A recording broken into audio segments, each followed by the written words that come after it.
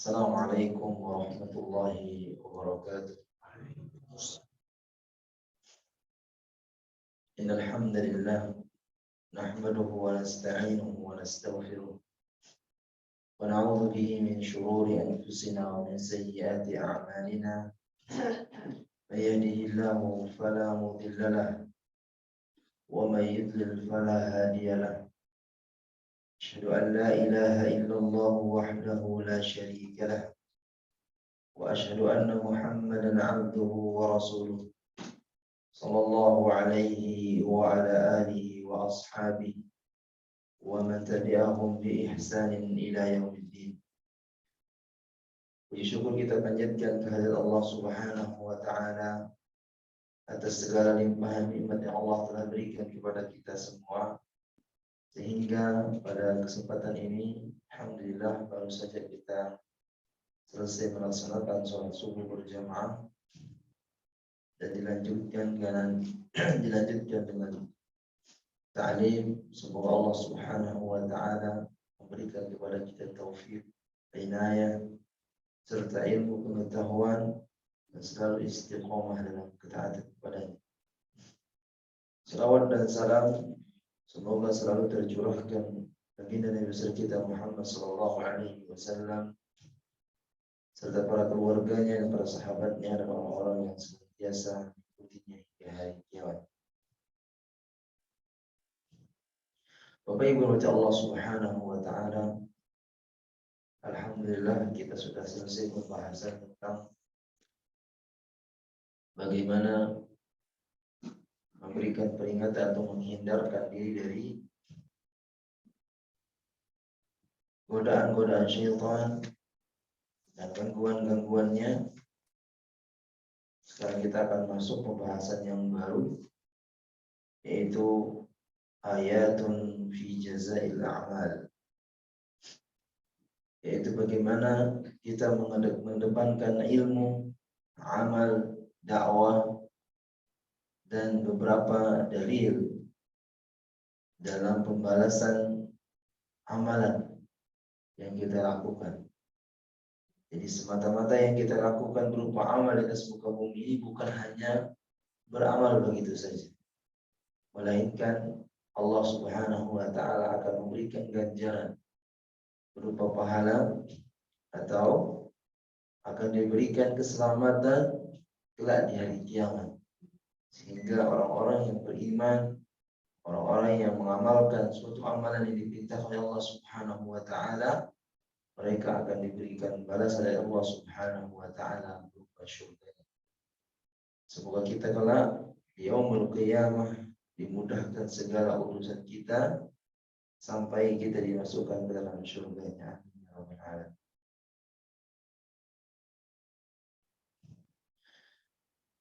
Maka pembahasan kita pada pagi hari ini adalah dalil-dalil tentang pembalasan amal perbuatan yang kita lakukan. Qala al-muallif hafizahullah ta'ala, katakan al-muallif, ayatun fi jazail a'mal, ayat-ayat yang menjelaskan tentang pembalasan amal perbuatan. Ayat yang pertama Allah Subhanahu wa taala sebutkan dalam surah At-Tur. Di ayat 19 dalam surah At-Tur, di ayat 19 Allah Subhanahu wa taala berfirman, "Kulu washrabu hani'an bima kuntum ta'malun." Makan dan minumlah dengan tenang di surga ini. Ini sebagai balasan atas apa yang kalian kerjakan dahulu di dunia. Ini balasan bagi orang-orang yang melakukan amal saleh, melakukan perintah Allah Subhanahu wa taala dalam kehidupan dunia mereka, menjalankan segala perintah Allah dan Rasul-Nya, sehingga Allah Subhanahu wa taala telah memberikan kenikmatan berupa makan dan minum apa saja yang mereka inginkan di surga. Maka di sini dikatakan hani'an, itu dengan tenang, tanpa kita merasa sedih sampai kita merasakan sebagaimana yang kita rasakan di dunia. Ketika di dunia ada pikiran kita, apa yang kita makan hari ini, apa yang kita minum hari ini. Bahkan orang berusaha turun ke jalan untuk mendapatkan makan untuk hari ini. Dan alhamdulillah kenikmatan yang Allah berikan kepada kita di dunia Allah cukupkan semuanya. Terlebih di akhirat kelak di surga, semua yang kita inginkan apa saja berupa makanan dan minuman itu sudah tersedia. Ini balasan dari orang-orang yang beramal saleh. Katakan ya Allah Subhanahu wa taala katakan kulu washrabu hani'an bima kuntum ta'malun. Makan dan minumlah kalian dengan tenang atas apa yang kalian kerjakan. Di ayat yang lain Allah Subhanahu wa taala sebutkan dalam surah Al-A'raf ayat 43. Allah Subhanahu wa taala berfirman, "Wa nudu an tilkumul jannatu uristumuha bima kuntum ta'malun." Nanti di hari kiamat akan dipanggil orang-orang penghuni surga. Dia panggil, diseru mereka, "Antilkumul jannah." Itulah surga, tempat tinggal kalian, tempat kenikmatan yang Allah berikan kepada kalian. Uristumuha, yang diberikan kepada kalian bima kuntum ta'malun, atas apa yang telah kalian kerjakan dahulu di dunia. Masih kaitannya dengan kenikmatan yang Allah berikan atau balasan yang Allah berikan kepada orang-orang yang beramal saleh. Di ayat yang lain Allah Subhanahu wa taala sebutkan dalam surah An-Nahl ayat 31 sampai dengan 32. Allah Subhanahu wa taala berfirman, "Jannatu 'adnin yadkhulunaha tajri min tahtiha al-anhar." Yang mana mereka akan dibalas dengan jannat, ya, surga. Ya, surga Aden yang mereka masuki di dalamnya, tajri min tahtiha al-anhar, yang di dalamnya mengalir sungai-sungai. Di bawahnya mengalir sungai-sungai. Lahum fiha ma yasha'un. Mereka di dalam surga itu apapun yang mereka inginkan. Apapun yang mereka inginkan semua akan diberikan oleh Allah Subhanahu wa taala. Kadzalika yajzillahu al-muttaqin. Itulah balasan dari orang-orang yang bertakwa. Apapun yang kita inginkan di surga, Allah Subhanahu wa taala akan berikan semuanya. Alladzina tatawaffahumul malaikatu thayyibin, yang mana ketika mereka dicabut nyawanya oleh malaikat, mereka dalam keadaan tenang, baik, nyaman. Ini orang-orang yang bertakwa. Yaquluna salamun alaikum. Para malaikat mengucapkan salam kepada mereka. Udkhulu al-jannata bima kuntum ta'malun. Masuklah surga atas amal perbuatan kalian di dunia. Ini beberapa ayat balasan bagi orang-orang yang beramal saleh. Tentunya inilah yang kita harapkan, yang kita inginkan. Ketika kita nanti selamat dalam menyeberangi sirat, tentunya sebelumnya ada proses dulu, ya, dibangkitkan dari kubur, dikumpulkan di mahsyar, ya, pada mahsyar, kemudian ada timbangan, ya, ditimbangnya amal perbuatan kita, kemudian dihisab. Setelah dihisab akan ditanya dulu dari apa yang kita amalkan, pernah nggak kita menzalimi orang lain. Jika pernah kita menzalimi dan belum minta maaf, akan diambil pahala kita, kemudian dipindahkan kepada orang yang kita zalimi. Jika belum bisa membalas kesalahan kita itu, kemudian amal kebaikan sudah diambil oleh orang yang kita zalimi, maka kesalahannya diambil darinya, kemudian dipindahkan ke kita yang menzalimi. Maka dari sekarang kalau ada yang pernah kita zalimi, minta maaf. Jangan sampai nanti di hari hisab, yaumul hisab, ya, amalan kita habis diambil oleh orang-orang yang kita zalimi. Setelah itu kita selamat di yaumul hisab, maka kita akan melintasi sirat. Sebelumnya kita akan singgah di haudnya Rasulullah SAW untuk minum sebelum menyeberangi sirat. Setelah itu baru kita menyeberangi sirat. Jika kita diberikan keselamatan Allah Subhanahu wa taala, maka dengan mudahnya kita akan menyeberangi sirat. Maka disitulah para malaikat akan mengucapkan salamun alaikum, mengucapkan keselamatan bagi kalian orang-orang yang diberikan kenikmatan, memudahkan proses menuju surga. Udkhulul jannah, masuklah surga, bima kuntum ta'malun, atas apa yang kalian kerjakan. Ini para jemaah sekalian rahimani wa rahimakumullah, perkara yang gaib, sesuatu yang belum kita jalani, belum kita kerjakan. Tetapi Allah Subhanahu wa taala sudah menyampaikan kepada kita, nanti kalian ada balasan. Kalau kalian melakukan amalan ini akan dibalas dengan surga. Kalau kalian melakukan amalan ini, kalian akan dibalas dengan neraka. Semuanya sudah dijelaskan oleh Allah Subhanahu wa taala dalam kitab. Tinggal kita sekarang bagaimana mengikutinya. Maka dikatakan oleh Imam Al-Qayyim rahimahullah taala, hal ini dinamakan dengan namanya al-hidayatul bayan wa dalalah. Hidayah, penjelasan dan petunjuk. Hidayah petunjuk itu maksudnya kita sudah diberitahukan oleh Allah Subhanahu wa taala dalam Al-Qur'an dan melalui lisan Rasulullah sallallahu alaihi wasallam. Apakah kita sekarang termasuk orang yang mau mengikuti atau tidak? Mau mengikuti perintah Allah Subhanahu wa taala dan Rasulnya atau tidak? Kalau kita mengikuti, maka kita termasuk orang yang mendapatkan hidayah taufik. Hidayah taufik. Hidayah taufik ini hanya diberikan oleh Allah Subhanahu wa taala kepada orang-orang yang Dia kehendaki.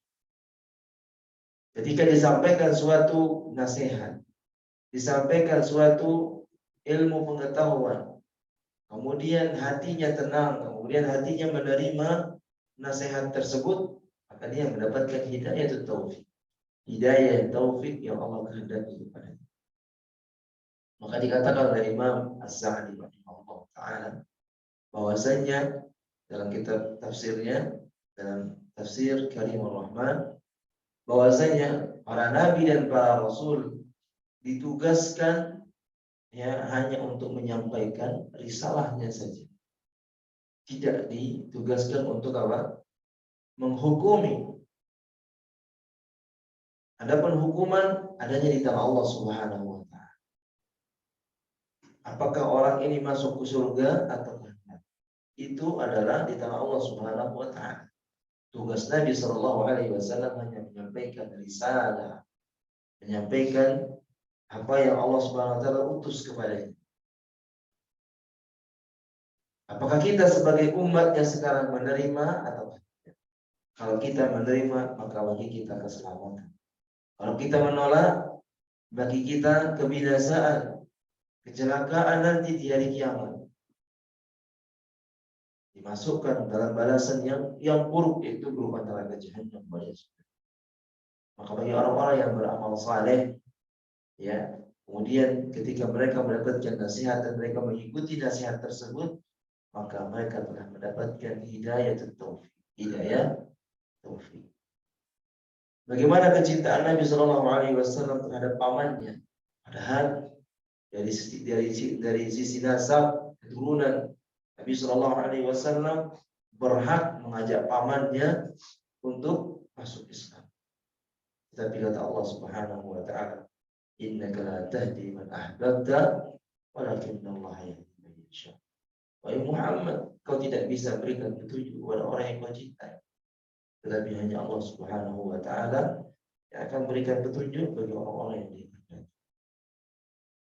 Maka tugas kita, ya, seorang suami di rumah tangganya menasihati istri dan anaknya, seorang ustadz, ya, di dalam majelisnya, seorang kiai dalam majelisnya, dalam dakwahnya, seorang pendai, ya, mereka hanya menyampaikan saja.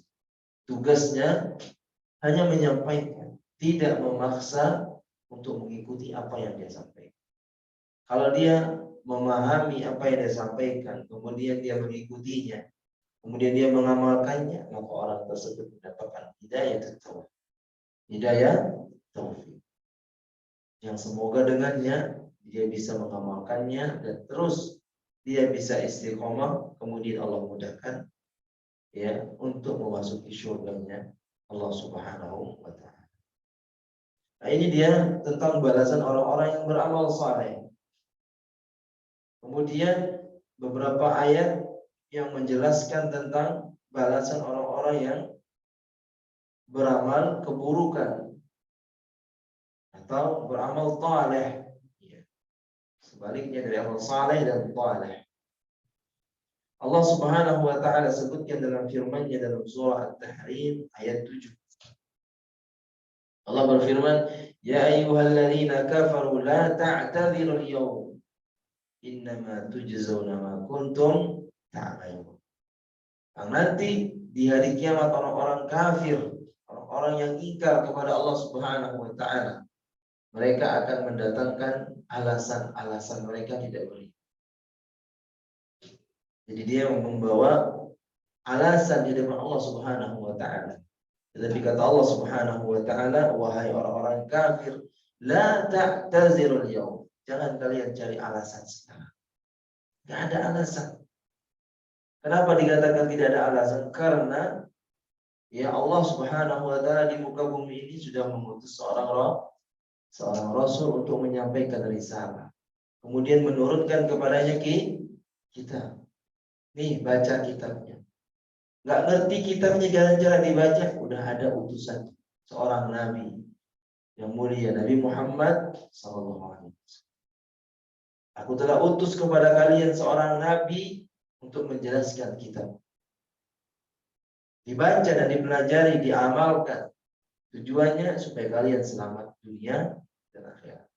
Namun ketika diutusnya nabi, banyak yang tidak beriman kepada nabi, banyak yang tidak mengikuti nabi. Akhirnya ketika di hari kiamat nanti mereka memberikan alasan kenapa tidak mengikuti nabi, kenapa mereka tidak mengikuti Alkitab, mempelajari Alkitab, yaitu Al-Quran. Maka hari ini kata Allah Subhanahu wa taala, la ta'tazirun. Tidak ada alasan bagi kalian hari ini. Oh, alasannya apa? Oh, saya dulu buta. Tidak ada alasan. Ada pendengaran. Oh, saya dulu tuli, tapi penglihatan bisa. Semuanya bisa. Berarti tinggal bagaimana kita menerimanya. Kalau kita diberikan petunjuk oleh Allah Subhanahu wa taala, dengan mudahnya kita akan menerima. Sami'na wa ata'na. Kemudian di ayat yang lain Allah Subhanahu wa taala sebutkan dalam surah An-Naml. Ini masih dengan balasan orang-orang yang tidak mau mengikuti perintah Allah Subhanahu wa taala. Wa man jaa'a bis-sayyi'ati faqubbat wujuhuhum fin-nar. Barang siapa yang mengikuti keburukan, ya.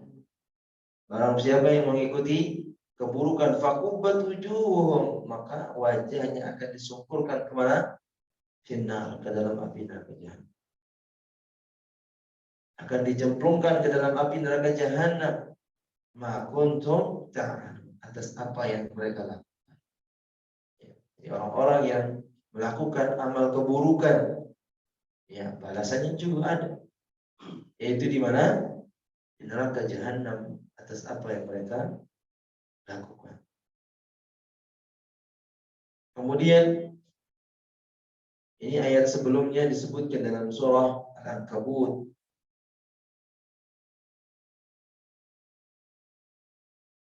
Di ayat 55 Allah Subhanahu wa taala berfirman, "Yauma yaghshahumul 'adzab." Ya, di sini dipotong ayatnya.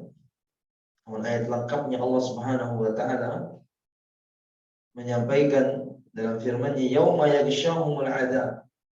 Yang mana nanti di hari kiamat mereka ya akan diliputi oleh siksa Allah Subhanahu wa taala min fawqihim wa min tahti arjulihim.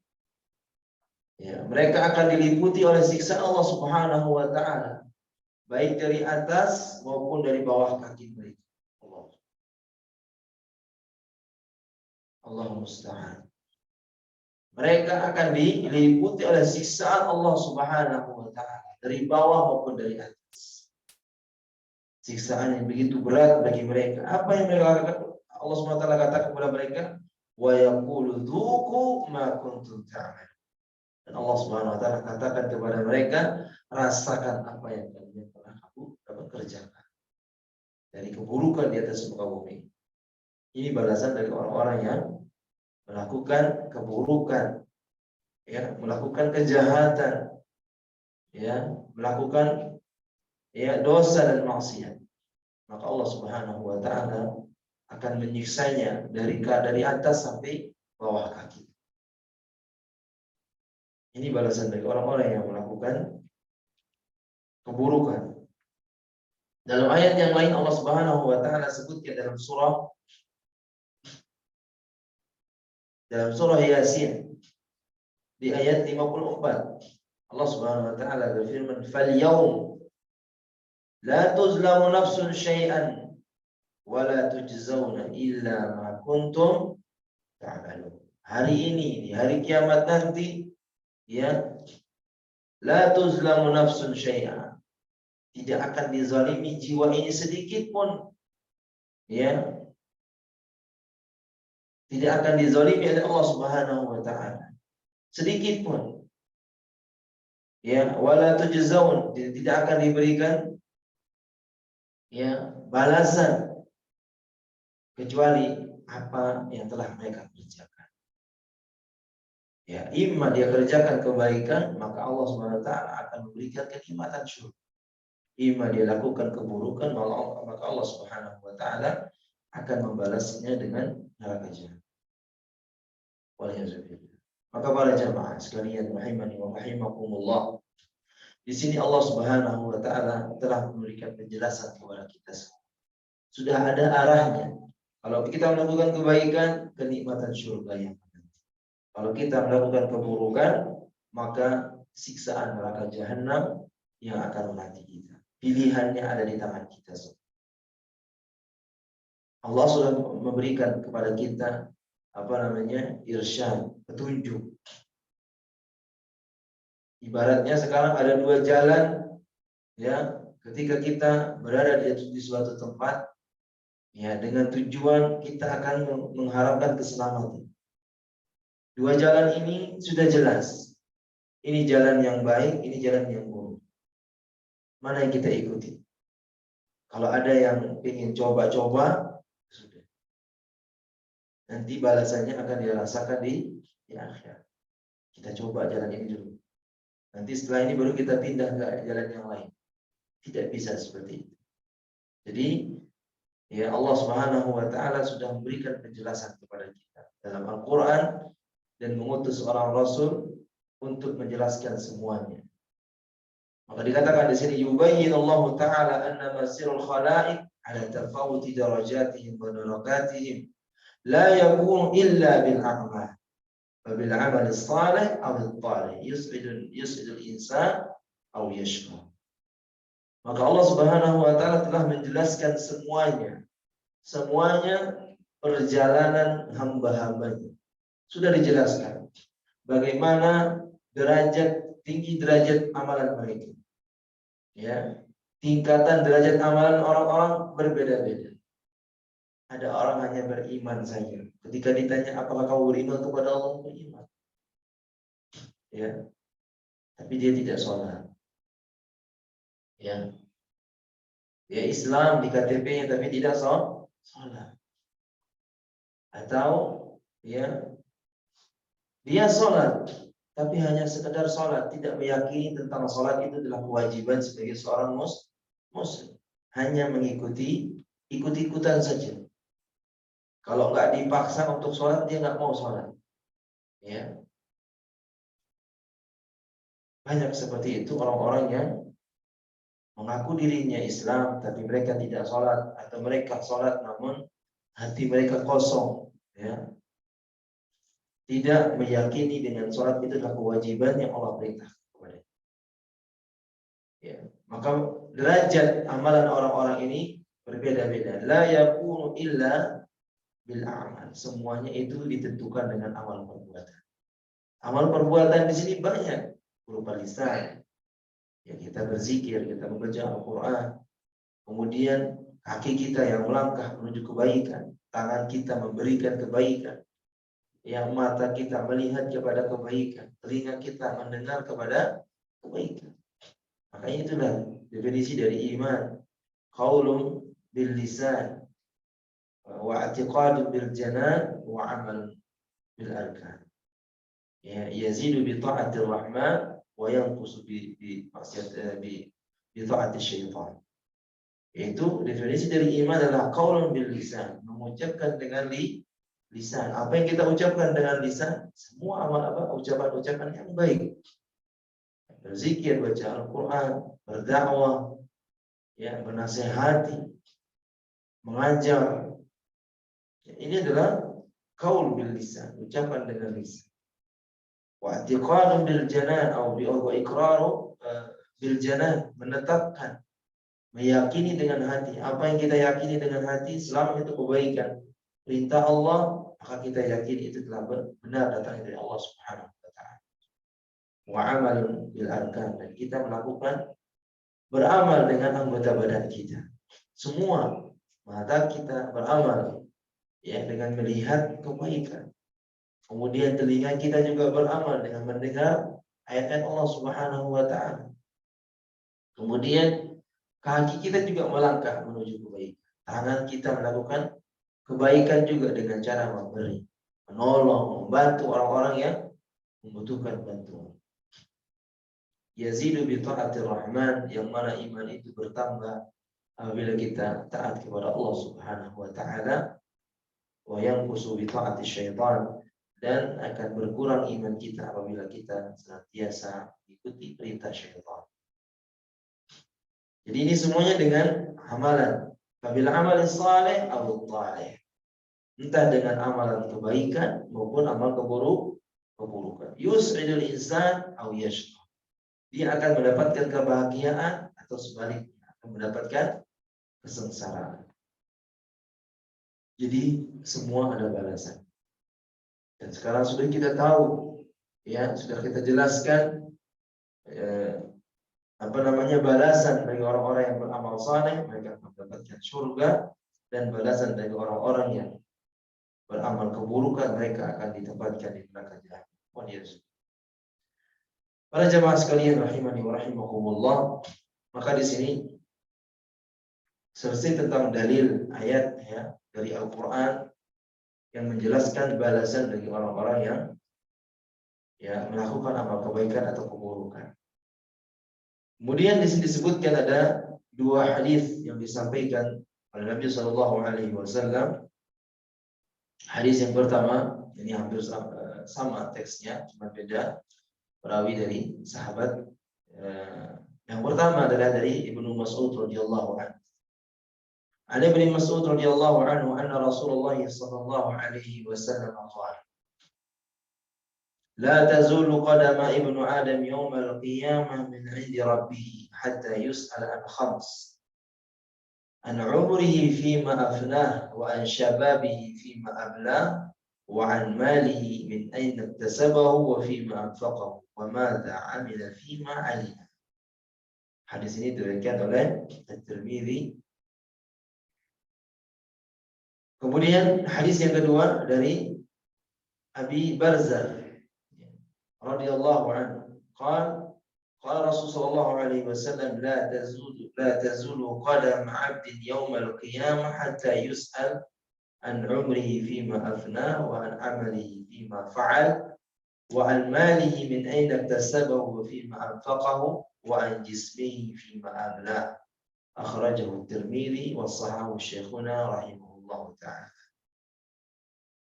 Baik, dua hadis ini sama-sama konteks bunyi hadisnya, ya, cuma beda sedikit saja.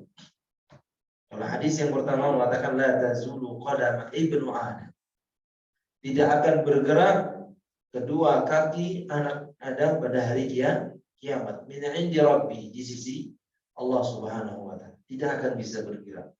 Posisi berdiri kita hanya di tempat itu semua. Di saat kita dalam keadaan tidak berpakaian, tidak tertutup aurat kita, kemudian matahari ada di atas kepala, itu tidak akan bergeser sedikit pun.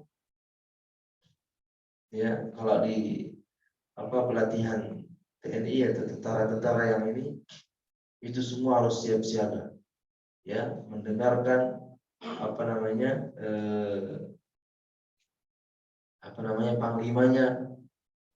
komando, ya, komando, ya, mendengarkan semuanya. Mau nggak mau dia harus siap. Tapi di dunia ini dia dalam keadaan berpakaian, jadinya tenang, gitu. Siap semua. Ketika diarahkan ke kanan, mereka menghadap kanan, kanan kiri semua mendengarkan semuanya. Dan hampir nanti di hari kiamat kita dalam keadaan tidak berpakaian, satu helai benang pun tidak menutupi aurat. Kemudian matahari ada di atas kepala kita, dan itu tidak akan bergerak sampai kita akan mendapatkan giliran ditanya oleh Allah Subhanahu wa taala. Kita tidak bisa membayangkan hal itu para jemaah. Bagaimana kondisi kita pada saat itu nanti, ya, ketika dikumpulkan di padang mahsyar. Maka di sini Nabi SAW katakan tidak akan bergerak dua kaki seorang hamba dari tempat berdirinya atau anak Adam di hari kiamat min indi rabbi, di sisi Rabb, hatta yus'al an khams. Ya. Di sini disebutkan sampai dia ditanya 5 perkara. Apa yang berlima perkara? An umrihi fima afnah, yaitu tentang umurnya, untuk apa dia habiskan umur. Ya, selama kita hidup di atas muka bumi ini, umur kita gunakan untuk apa? Wa an syababihi fima ablah, ya, di masa mudanya dia habiskan untuk apa masa muda. Sekarang kita masa muda, apakah kita di masa muda ini hanya hura-hura saja, hanya duduk di tongkrongan, ya, sama teman-teman ngobrol tidak jelas, ya. Makanya masa muda ini kalau bisa kita manfaatkan masa-masa yang positif, ya, amalan-amalan yang positif yang bisa mengajak kepada teman-teman yang lain. Ayo kita ramaikan masjid kita ini, karena isinya semua orang sudah sepuh-sepuh semua, misalnya, ya. Kitalah yang sebagai pemuda yang harus lebih kuat, yang masih sehat, harus kita bantu mereka.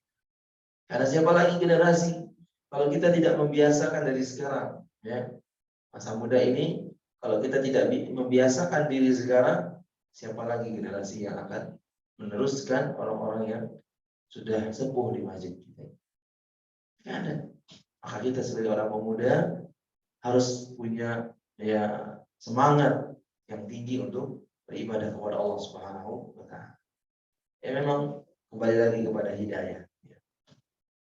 Kembali kepada hidayah, petunjuk dari Allah Subhanahu wa taala. Ya, makanya dikatakan oleh Nabi sallallahu alaihi wasallam, huffatil jannah bil makari wa huffatin nar bisyahwat. Ya, surga itu dikelilingi dengan sesuatu yang tidak disukai. Terlebih dengan jiwa anak muda itu lebih suka dengan kebebasan, lebih suka dengan hal-hal yang bersifat hiburan. Ya, kalau diajak untuk hiburan mereka lebih senang. Ya, entah apapun bentuknya hiburan tersebut. Ya, entah jalan-jalan, ya, sampai lupa waktu, ya, atau yang lainnya, kumpul bareng, ya. Ini jiwa anak muda. Adapun neraka ini, ya, dikelilingi dengan sesuatu yang disenangi. Ya, kalau ada konser musik, ya, misalnya, rame, ya, padat semuanya. Bahkan mereka rela mereka beli tiket dengan harga yang mahal. Ini yang menjadi tugas kita sebagai orang tua, tugas kita sebagai saudara, seorang ya dai untuk bisa berikan nasihat kepada anak-anak muda. Ya, terlebih ada pergaulan anak-anak muda sekarang lebih bebas, ya. Mereka keluar keluyuran kemana-mana bersama teman-teman ceweknya. Jadi wa syababihi fi ma'abla, tentang masa mudanya dia habiskan untuk apa. Wa an malihi min aina iktasabahu fi ma'anfaq, dan tentang hartanya. Kalau harta akan ditanya dua hal. Min aina iktasabahu, dari mana dia mendapatkan harta tersebut, wa fi ma'anfaq, kemudian dia kemanakan harta itu. Apakah dia mensedekahkan atau dia gunakan di jalan yang baik, ya, ataukah kebalikannya, dia mendapatkan dengan cara yang haram, kemudian dia juga ya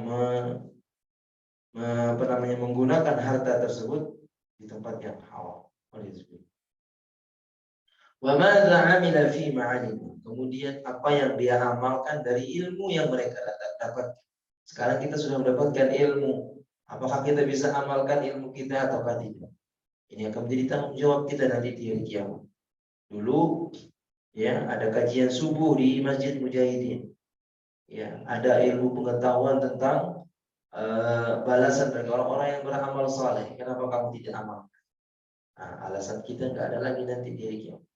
La ta'tazirul yawm, tidak ada alasan hari. Oh iya, saya dengar dulu kajiannya tapi saya tidak mengikuti atau tidak mengamalkan apa yang saya dapatkan, atau apa yang saya dapatkan ilmu dari penjelasan. Nah, ini ada tanggung jawabnya, semuanya akan ditanya oleh Allah Subhanahu wa ta'ala. Tinggal kita tunggu balasannya. Jika kita melakukan kebaikan, alhamdulillah. Ya. Kemudian dari hadis Abu Barzah, hampir sama konteksnya tadi, la tazulu qadama 'abdin yaumal qiyamah hatta yus'al. Ya, kalau di sini sampai dia ditanya, tidak disebutkan berapa pertanyaannya. An umrihi fi ma afna, sama tentang umurnya dia habiskan untuk apa? Wa an amalihi fi ma fa'al, ya, tentang perbuatannya, ya. Apakah perbuatannya ini dia lakukan kebaikan atau keburukan? Dia habiskan amal perbuatannya untuk apa? Apakah kebaikan, ya, atau hal yang positif, ataukah ya keburukan atau yang negatif? Ya, wa an malihi min aina iktasabahu fi ma wa fi ma anfaq, sama tentang hartanya dari mana dia dapatkan, kemudian kemana dia arahkan harta tersebut. Apakah dia menginfakkan di jalan kebaikan ataukah dalam keburukan. Kemudian yang terakhir wa an jismihi fi ma, tentang badannya, ya, badan kita ini, ya, apakah kita ajak dalam kebaikan ataukah keburukan. Ini saja dari perbedaan hadis yang kedua. Jadi semuanya akan ditanya oleh Allah Subhanahu wa taala, akan diminta pertanggungjawaban oleh Allah Subhanahu wa taala. Fa innal 'abda la mafarra lahu min as-su'al al-umur. Bahwa sesungguhnya seorang hamba ini nanti di hari kiamat tidak bisa lari dari pertanyaan-pertanyaan. Tidak bisa kita kabur. Wah, saya mau kabur sebelum datang giliran saya. Oh, nggak bisa. Mau kabur kemana, Pak? Ya, di hari kiamat kita mau kabur kemana? Ya? Kalau sekarang di dunia ada kajian di Masjid Mujahidin, oh ya, saya izin dulu. Masih bisa izin. Ya. Atau juga kita mau cari kemana, Pak, ya? Nggak bisa kita cari. Tapi nanti di Yaumul Hisab, di padang mahsyar, ya, tidak ada satupun yang bisa lari dari pertanyaan Allah Subhanahu wa taala. Ketika sudah sampai pada gilirannya, siap-siap. Ya, kalau nggak bisa jawab nih, keluarin kitab. Ini catatan amalanmu dulu selama di dunia. Berapa tahun kamu hidup? 60 tahun, 70 tahun, 80 tahun. Oke, catatannya sekian. Ya, ada yang hidup 20 tahun misalnya, hidup di dunia 20 tahun. Udah ada catatan. Ya, ada yang ternyata hidup 20 tahun, ternyata catatannya lebih banyak dibandingkan orang yang hidup 60 tahun. Kenapa yang hidup 60 tahun? Sudah banyak istighfarnya. Ya, catatannya sudah banyak dihapus oleh Allah Subhanahu wa taala. Dan salah satu di antara ya dihapusnya amal keburukan atau ya dosa adalah dengan kita beristighfar, mohon ampun kepada Allah Subhanahu wa taala. Dan salah satu kemuliaan bulan Zulhijjah ya di mana kita berpuasa di hari Arafah ya tanggal 9 penghujung dari Arafah tersebut adalah salah satu keutamaan dijelaskan oleh Nabi SAW adalah menghapus dosa-dosa sebelumnya dan tahun yang kita sedang jalani. Semoga ini adalah salah satu keutamaan yang kita bisa laksanakan. Puasa nggak kita kemana? Oh ya puasa. Oh, tujuan puasa kamu apa? Tujuannya cuma ikut-ikutan. Bapak nyuruh puasa, ya udah saya ikut puasa. Ya. Berarti ada nilainya di situ cuma berapa Allah yang tahu. Oh saya ikhlas mengikuti puasa Arafah karena ini tuntunan Nabi Sallallahu Alaihi Wasallam. Yang mana di situ ya akan dihapus dosa-dosa sebelumnya dan dosa pada tahun yang kita jalani. Ini suatu keutamaan yang Allah berikan kepada kita.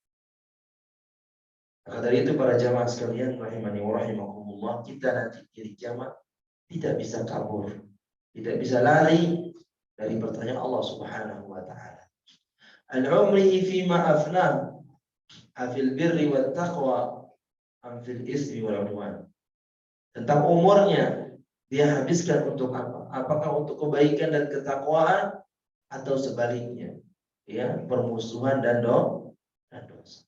Ya, gunakan umurnya untuk senantiasa gibahin orang, fitnahin orang. Ya, selalu ikut campur urusan orang lain. Tetangga beli sesuatu ngiri, ya. Apalagi giliran dia sengsara, dia sedih, ya. Bahkan ya berbagai macam tipe manusia. Ya, ketika mereka diberikan kenikmatan, mereka lupa dengan Allah Subhanahu wa taala. Namun ketika mereka diberikan kesulitan, musibah, bencana, mereka selalu minta kepada Allah Subhanahu wa taala. Tidak mengingat sebagaimana ya ketika mendapatkan kenikmatan mereka bersyukur kepada Allah Subhanahu wa taala. Ya, kemudian ketika mereka mendapatkan musibah, mereka bersabar. Wa an syababihi fi ma ablah, dan masa mudanya dia gunakan untuk apa? Afid ta'at amil ma'asi. Apakah dia gunakan masa mudanya untuk ketaatan atau sebaliknya dia gunakan masa mudanya untuk maksiat. Wa an malihi min aina iktasabahu amil halal am haram. Kemudian dari hartanya dia gunakan atau dia dapatkan dari mana? Apakah dengan cara halal, berjualan, ya, berusaha, ataukah haram, ya, mencuri atau korupsi sama, mencuri sama, riba, apalagi Pak, harta-harta yang haram, ya, seperti subhanallah, saya lupa tadi sebutnya. Seperti suap menyuap, ya. Banyak sekali harta-harta yang haram atau menjual barang yang haram seperti minuman keras atau menjual benda-benda yang berbahaya dan lain sebagainya. Apakah ini ya harta yang kita dapatkan halal atau haram? Orang yang mengetahui jelas kehalalannya, maka itu menjadi halal. Orang yang mengetahui jelas keharamannya, maka jadi haram. Maka Nabi SAW mengatakan, innal halala bayyinun, innal harama bayyinun, wa bainahuma umurun mushtabihah. Halal itu jelas. Mana jelas halal? Halal jualan, usaha, ya, bekerja. Ya, kita bekerja menjadi apa? Menjadi buruh, nggak ada masalah. Menjadi bengkel, nggak ada masalah, nggak ada kehinaan di situ. Yang penting kita mencari rezeki yang halal. Ya. atau jualan kaki lima, ya jualan nasi uduk misalnya, tidak ada masalah. Ya, kita nggak perlu malu dengan profesi yang kita lakukan. Tetapi yang kita harus ingat nanti di hari kiamat, ya, akan menjadi besar pertanggungjawabannya di hadapan Allah Subhanahu wa taala. Wa hadhihi la yus'alu anha wa la yuqamu laha wazn ma'al asaf.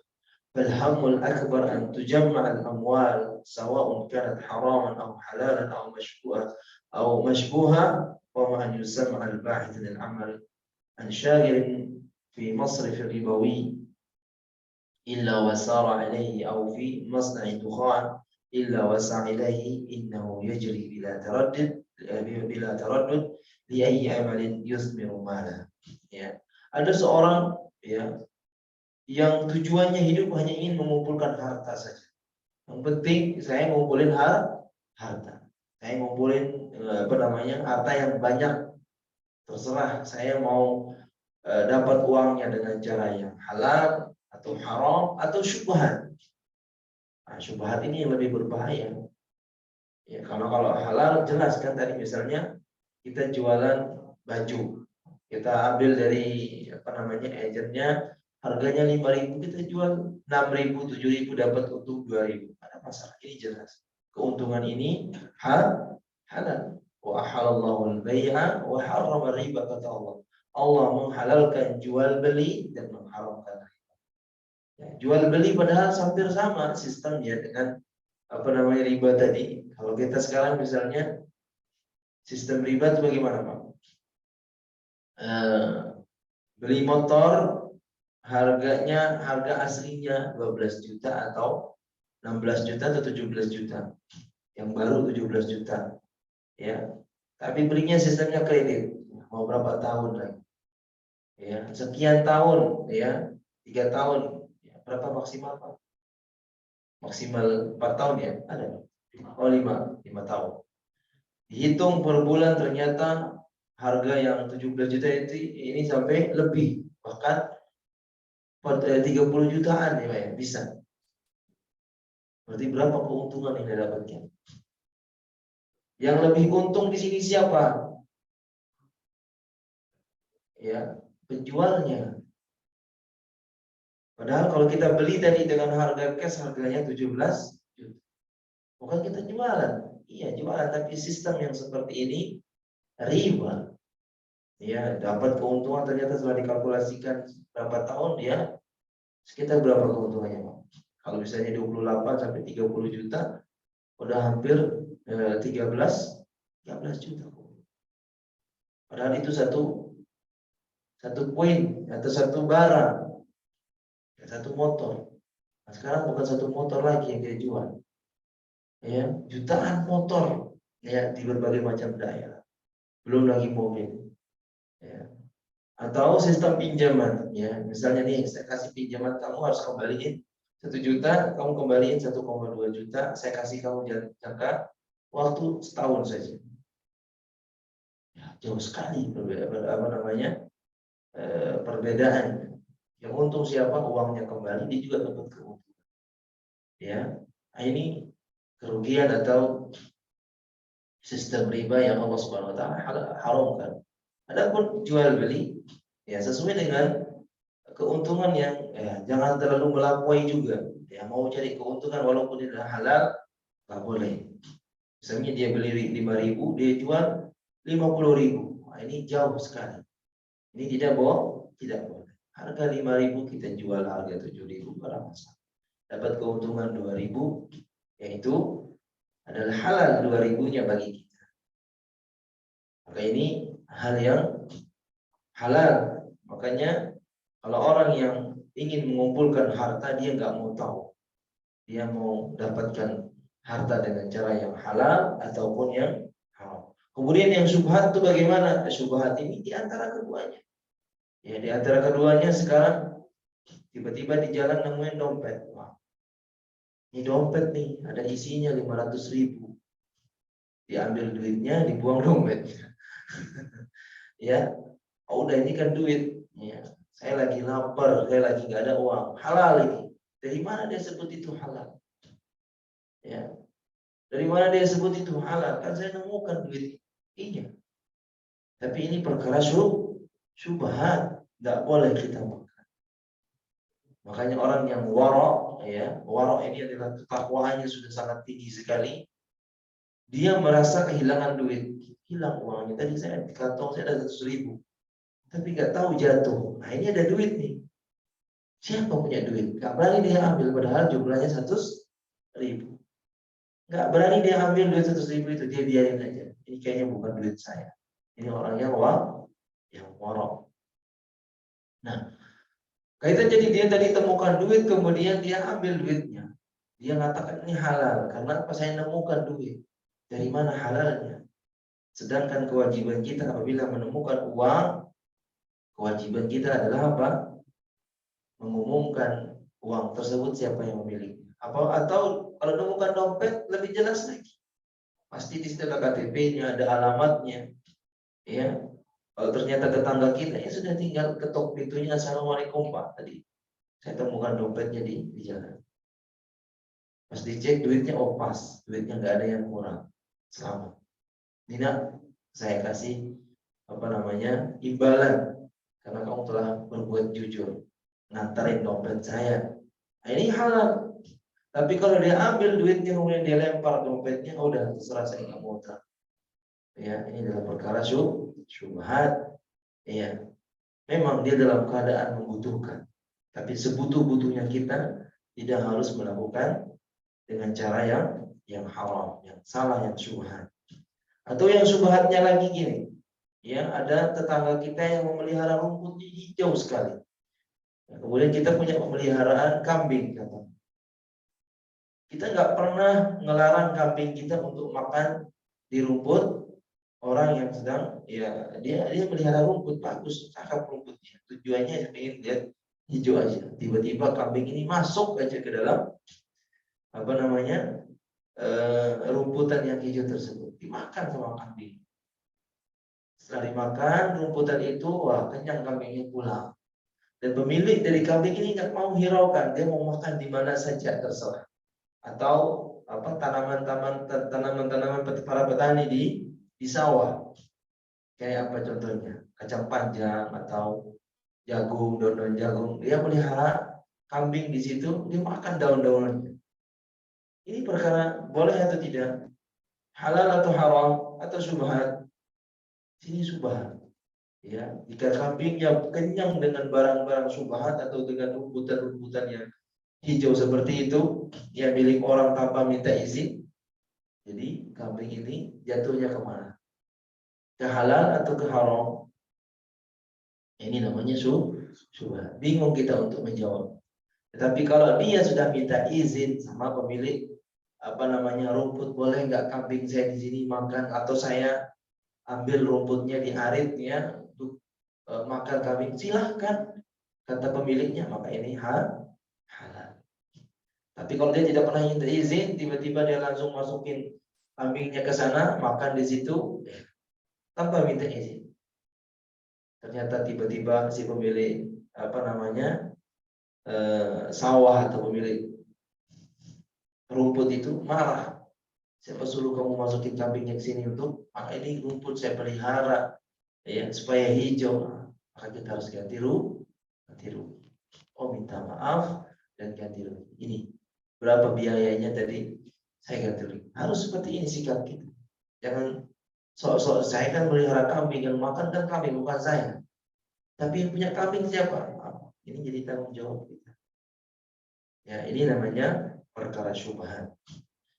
Ya, atau orang yang melakukan, ya, ribawi. Dia berusaha mencari pekerjaan, padahal pekerjaan yang halal banyak. Contoh misalnya cuci piring, butuh karyawan, ya, cuci piring. Wah, kalau cuci piring saya agak gimana, gengsi. Ya, padahal cuci piring sekian, misalnya gajinya dalam sehari cuci piring, maka itu halal. Tetapi dia mau, ya, saya kerja di bank aja deh. Minimal jadi satpam di bank, lumayan, ya, lumayan. Atau jadi Pak, yang di penjaga bank itu, teller apa istilahnya? customer service. Lihat pakaiannya rapi, ya, wangi, ganteng penampilannya, ya. Itu lebih baik saya kerja di situ. AC ruangannya, ya, adem gitu. Tapi itu riba. Dia bersegera untuk menyusun berkasnya kemudian melamar kerja. Atau dia kerja di pabrik rokok, au fi masna'i dukhan, ya. Dia kerja di pabrik rokok, ya. Atau di pabrik-pabrik yang, ya, ada kaitannya dengan syubhat, ya, haram, ya. Kayak tadi yang kayak kemarin kita sempat bahas, ya, orang muslim banyak yang kerja di tempat, ya, miras tadi. Waliyahzubillah. Padahal itu semua adalah perkara yang haram, ya. Dari hal-hal ini mereka bersegera untuk untuk mencari kehidupan seperti itu. Saya ingin kerja di sini. Disebutkan semuanya. Atau dia kerja di mana, Pak? Di tempat hiburan malam, diskotek namanya, ya. Dia kerja di situ.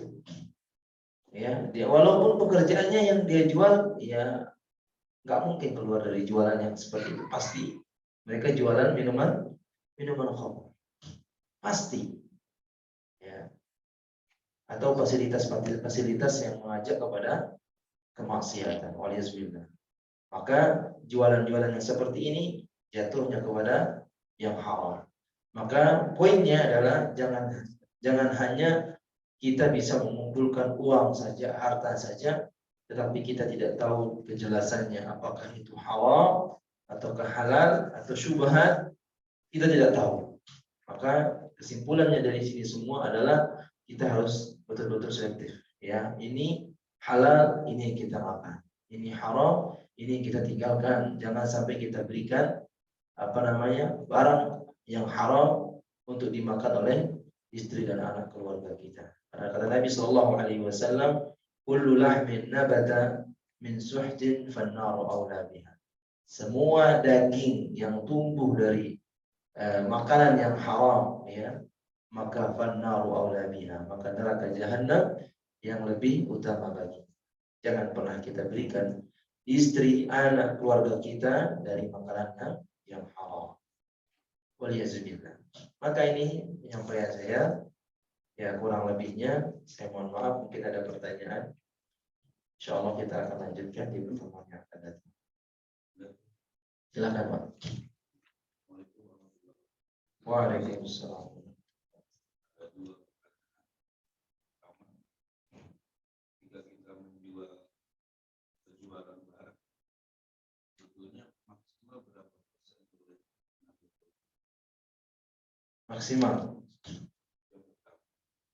Yang kedua, dalam kehidupan sehari-hari memang kemudian bisa menjadi dalam masyarakat saya itu mengalami kesulitan menghindari. Bapak kerja di mana, Pak? Saya dulu. Oh. Contohnya ketika guru itu dan tidak akan terbunyi tanpa aktif, maka dia terlibat. Semua. PKR itu. Maka ini sebagian dari tidak makin sulit saja. Dan komanya kemudian ketika orang itu mengusahakan menyertakan modal supaya lebih besar, dia kemudian meminjam modal pada bank untuk membebaskan usaha. Saya juga yakin itu bagian dari bagaimana yang harus kita lakukan.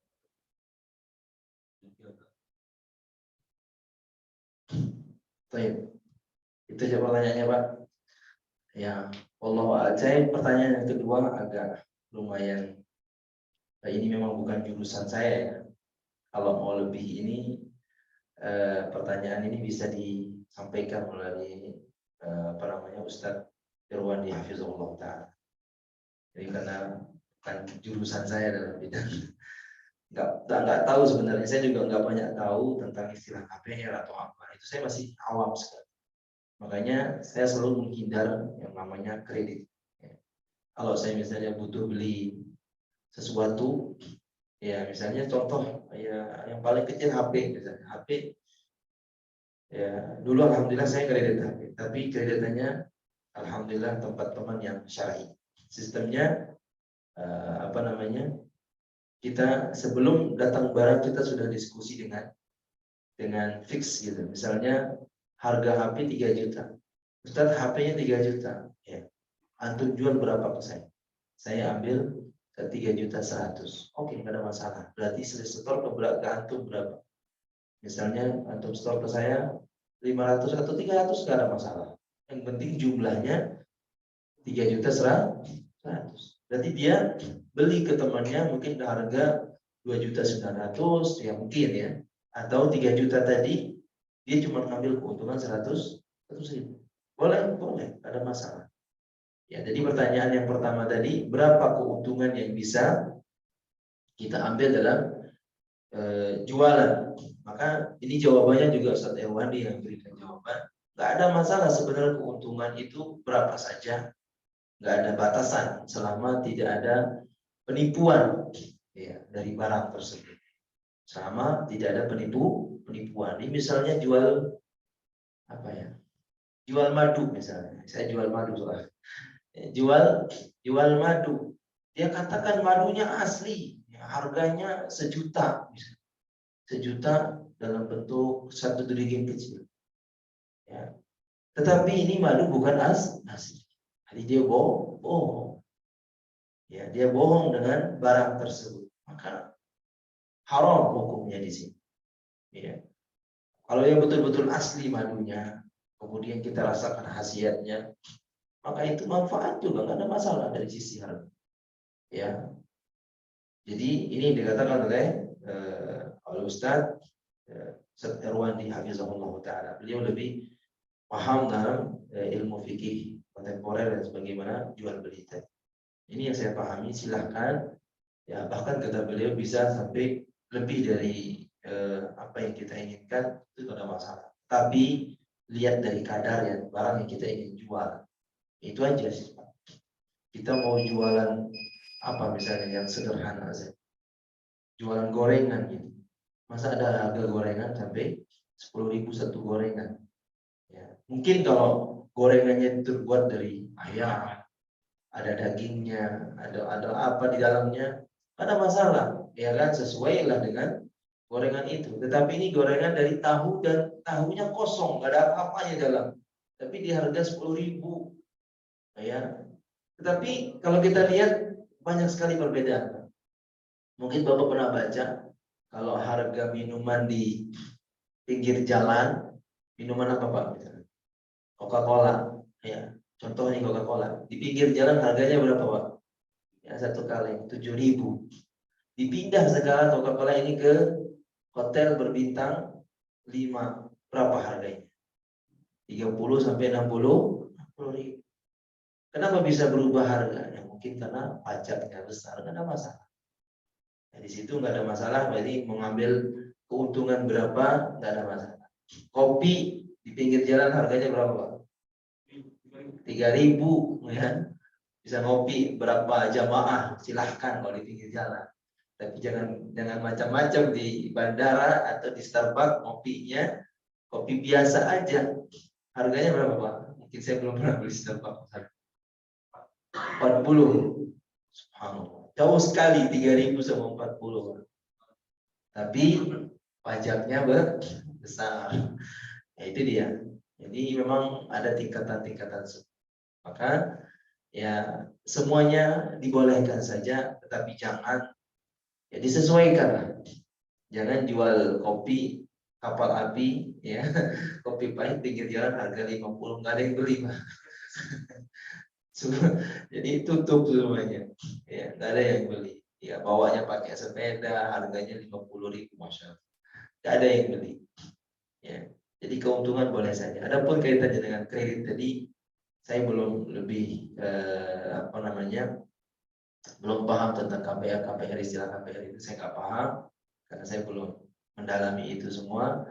Tetapi kalau memang ada orang yang menalangin hal-hal yang kecil, contohnya kayak HP tadi atau motor, misalnya ada satu jamaah ingin beliin jamaahnya yang lain, dia butuh motor, kita beliin second misalnya, atau masjid, pengurus masjid punya inisiatif seperti itu, ya, dari zakat mal atau ya ada uang infak yang masuk.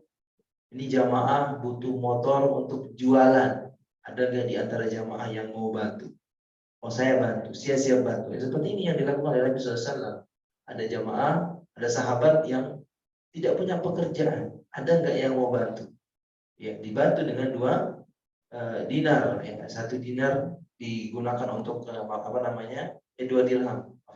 Digunakan 1 dirham untuk makan, 1 dirham untuk beli kapal. Digunakan kapal ini untuk mencari kayu di hutan, kemudian kamu jual. Subhanallah. Boleh seperti ini. Nah, sekarang kita bantu jamaah kita yang mungkin ada kesulitan ekonomi. Dia ini mau jadi ojek misalnya ya, mau ikuti tapi nggak ada motor. Nah, kita belikan motor second yang harga 12 juta, ya, harga 10 juta, nggak ada masalah. Dari masjid dijual dengan harga 11 juta ke jamaahnya. Ini saya jual harga 11 juta atau harga 10 juta misalnya. Saya jual 10 juta 500. Keuntungan 500 ini masuk ke masjid. Nggak ada masalah. Ya, boleh. Tapi kamu sistem bayarnya ke masjid kredit misalnya. Terserah berapa saja yang kamu bisa. Asalkan sampai tertutup 11,5 juta. Ini boleh. Ya, jadi kalau kita mau menjual, harga yang kita kredit tadi menjadi halal. Ya, kalau sistem leasing kan beda lagi. Jadi dia harus berapa DP-nya sekian, pembayarannya per bulan. Itu kan makanya saya selalu menghindar. Ya, beli motor, beli HP yang sistemnya kredit seperti itu karena itu ada sistem gorornya. Goror ini adalah kerugian, ada untung rugi, ya. Yang mana lebih diuntungkan, ya otomatis penjual yang lebih diuntungkan, walaupun keuntungannya ya, relatif besar dan kecilnya sih. Ya, kemudian siapa yang dirugikan? Ya kita sebagai orang yang membeli. Nah, kalau lebih jelasnya, Bapak bisa lihat di YouTube-nya Ustaz Irwandi mengenai penjelasan kredit rumah tadi ya. Tapi sistem kredit semua sama. Ya, yang penting semua akadnya jelas. Misalnya ada jamaah yang mau beli rumahnya Bapak, sistem cash, nanti gimana dengan cara kredit, ya misalnya pelunasannya atau bagaimana, ada masalah. Atau misalnya saya datang ke rumah Bapak, mau beli rumah Bapak, tapi saya nggak ada uang sama sekali. Oh, udah Ustaz, saya bayarin dulu, nanti Ustaz bayar ke saya berapa saja. Ini sangat-sangat dimudahkan semua. Cuma ini kan perkara rumah itu bukan perkara yang kecil, karena apalagi di Jakarta harga rumah itu relatif tinggi ya Pak, tergantung bagaimana lokasi. Allah Ta'ala alam. Ada lagi pertanyaan Pak? Iya, Ustaz Irwandi Tirmizi Hafizahullah. Beliau lebih memahami tentang fikih kontemporer. Semuanya insya Allah kalau Bapak tanyakan tentang jual beli itu lebih bisa dipercaya beliau karena memang ahlinya beliau di situ. Ya, Allah Ta'ala. Baik, kalau tidak ada pertanyaan kita cukupkan sampai di sini. Kita membaca doa kafatul majelis. Subhanallah wa bihamdika, asyhadu an la ilaha illa anta, astaghfiruka wa atubu ilaik. Assalamualaikum warahmatullahi wabarakatuh.